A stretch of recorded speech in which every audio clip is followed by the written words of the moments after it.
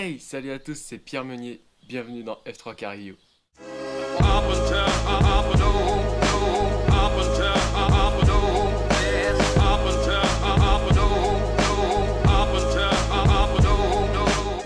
On continue la semaine spéciale débutant, aujourd'hui on est mercredi.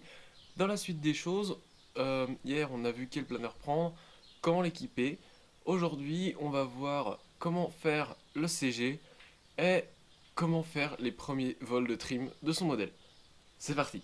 Donc, pour régler votre centre de gravité partout, tout le temps, facilement, vous avez besoin seulement de quelques trucs. Vous allez voir, c'est super simple. Vous avez besoin d'étiquettes, d'accord, un crayon, une équerre ou une règle et un UACG. Donc ça, le UACG, c'est très simple. C'est, comme vous le voyez, c'est deux joncs carbone avec un petit bout en balsa pour éviter d'endommager l'aile. Parce qu'en fait, on vient poser le U sous l'aile. Et donc ça, c'est une plaque de balsa. Donc c'est tout simple à faire. Voilà ce qui me sert pour faire mon centre de gravité. Je vous montrerai après comment ça marche. Et ce dont vous avez besoin, évidemment, votre planeur. Donc ce que vous allez faire, en fait, tout bêtement. Donc, une fois que vous avez vos étiquettes, vous allez tout simplement découper une largeur, la découper en deux, et ensuite la coller sous votre aile à peu près là où se situera le CG. Et une fois que ce sera sur votre aile, vous allez prendre votre équerre, mesurer du bord d'attaque jusque sur l'étiquette et tracer tous les 2 mm un trait. Et après, avec ces traits, vous pourrez savoir exactement où se situe votre centre de gravité grâce au U. Voici exactement comment ça marche. Donc, j'ai mis mes étiquettes. Voilà. Donc, je vais me rapprocher. Ici, donc, j'ai de 64 à 72 mm. D'accord? De chaque côté.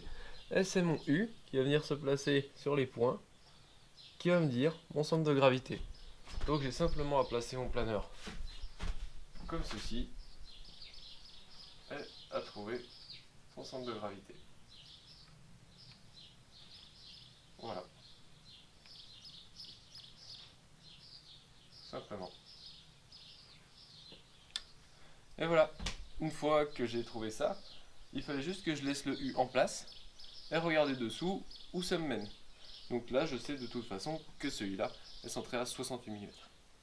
Voilà, c'est tout. Maintenant, on va voir comment trimer. Direction le champ.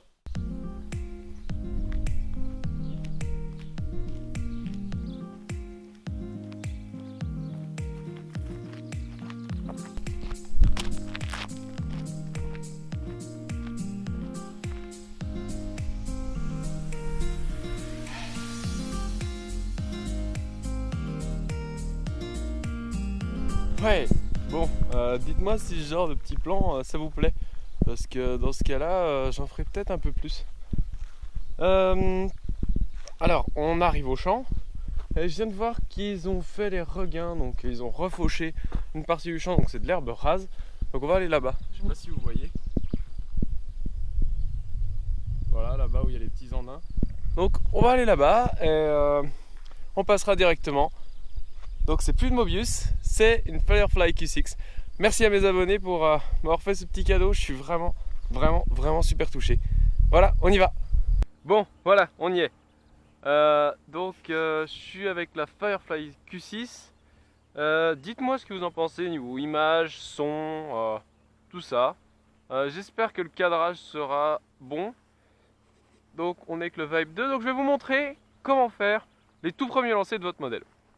Alors déjà, se mettre en phase normale, si vous avez bel et bien vos 3 phases, et vérifier que toutes les gouvernes sont au neutre. Donc là, mes ailerons sont au neutre. Ma profondeur, on va regarder ça tout de suite, elle est très légèrement piqueuse, parce qu'il est trimé comme ça. Donc normalement, ça doit être parfaitement au neutre, et la dérive, au neutre.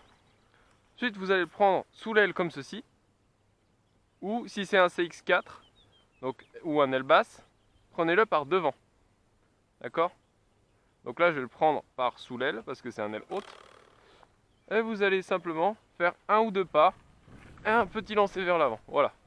Et surtout, ne faites pas de virage. Allez poser loin devant vous.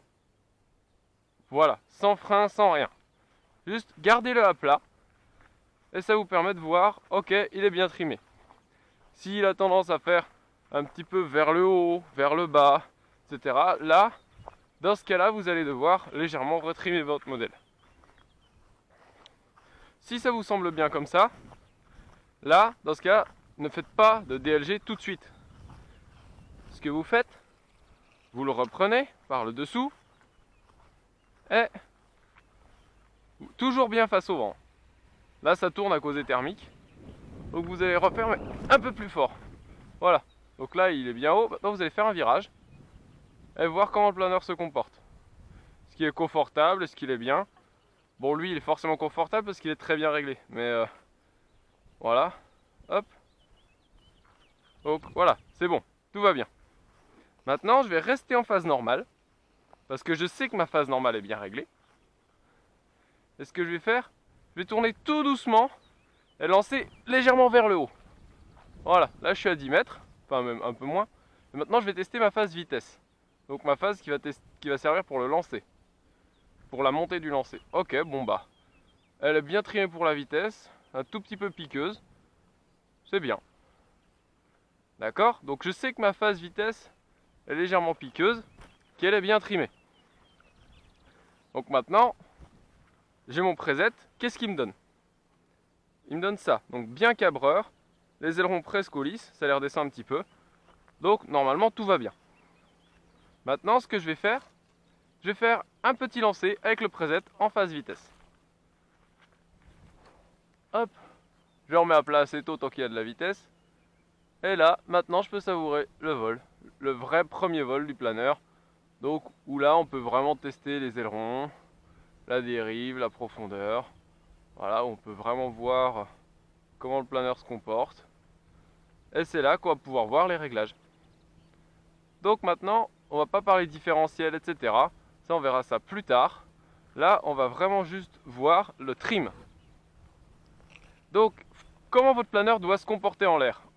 Donc, si vous avez suivi normalement les recommandations pour le centre de gravité, votre planeur doit tout trimer à plat, donc c'est-à-dire les ailerons en lisse, la profondeur à plat, etc. Voler en ligne droite, voire être très légèrement cabreur.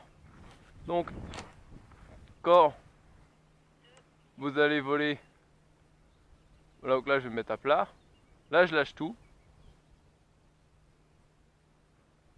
Voilà, il a une ligne de vol tendue. Et il est, voilà, là je vais le mettre face à nous. Hop, là je lâche tout. Vous voyez, il ne bouge pas, il est sur un rail. D'accord? Voilà comment votre planeur doit être trimé quand les ailerons sont en lice.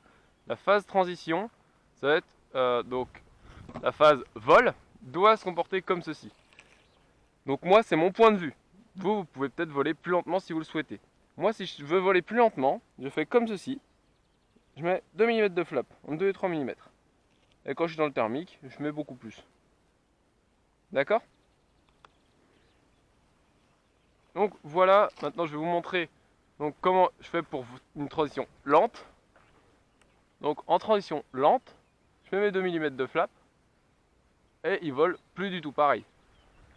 Il vole doucement, il est très calme.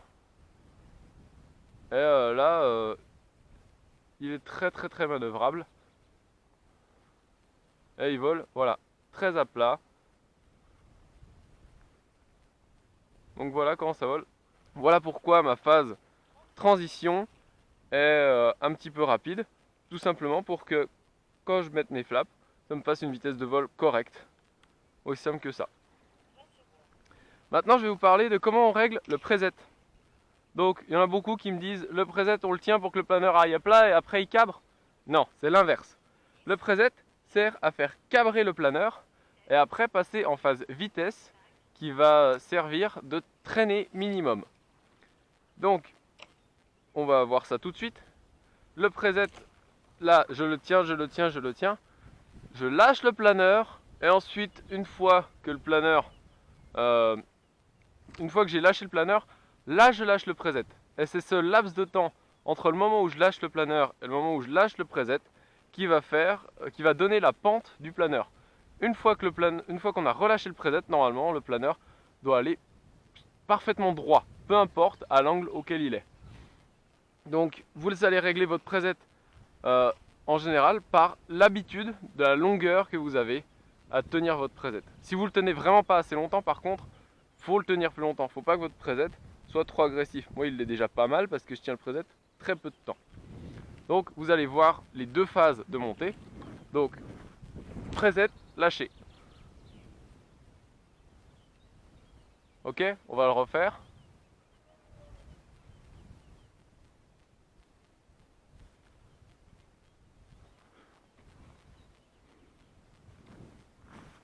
Preset, lâché. Vous voyez bien qu'il monte, qu'il fait une courbe et après il monte droit. Je le refais encore une fois.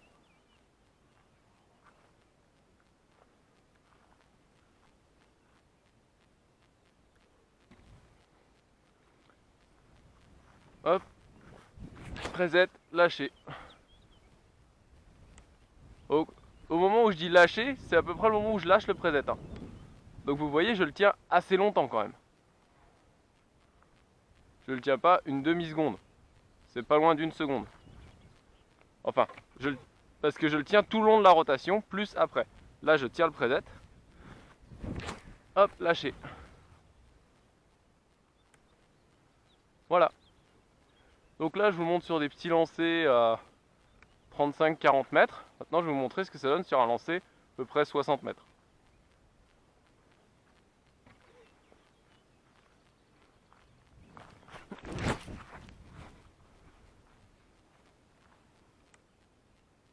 Voilà. Donc là, on a bien vu que au début, il cabre et après, il va sur une ligne droite. Bah voilà, tout simplement, comment il doit se comporter. Et là, donc, je suis en phase vitesse. Donc vous voyez, il ne pique pas, il ne cabre pas. Il est trimé pour aller le plus vite possible. Sans piquer, sans cabrer. Et c'est ça qui me sert de phase de montée. C'est ma phase vitesse. Voilà pour comment trimer son planeur. Donc je vais faire l'outro, donc la fin de la vidéo, la conclusion, sur ma GoPro. C'est parti. Alors maintenant, petit débriefing. Bon, alors, est-ce que vous avez aimé cette vidéo? Ah merde, vous pouvez pas me le dire comme ça. Bah alors droppez un like si vous l'avez aimé. Et s'il y a un truc que vous avez spécialement aimé ou pas trop aimé, eh ben, dites-le moi aussi en commentaire parce que franchement ça m'aide beaucoup. Je pense que vous l'avez vu, je réponds à chaque commentaire. Tout simplement parce que j'adore ça. J'adore répondre aux gens, j'adore parler avec les gens. Et franchement je vous dis un énorme merci à tous ceux qui se sont abonnés, tous ceux qui me regardent. Ça donne une sensation vraiment incroyable. Franchement je vous remercie tous. C'est vraiment incroyable ce que vous me faites vivre aujourd'hui.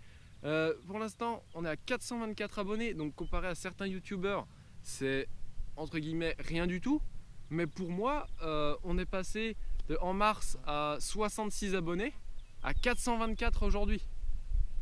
Vous vous rendez compte, c'est énorme. Merci beaucoup à tous et encore plus spécialement à tous ceux qui ont fait un don sur mon PayPal parce que là vraiment ça commence à se rapprocher de l'objectif dont j'ai besoin pour pouvoir acheter une nouvelle caméra et faire d'encore meilleures vidéos et surtout spécialement des très bonnes vidéos du championnat du monde. Sur la GoPro il n'y a pas de zoom sur la caméra, donc ce sera un appareil photo hybride avec un objectif j'espère le meilleur possible et ça dépendra de vous, de ce que je vais avoir comme don. Donc plus meilleur sera l'objectif, mieux je pourrai faire des zooms et meilleur je pourrai faire des vidéos. Donc voilà, tout dépend de vous.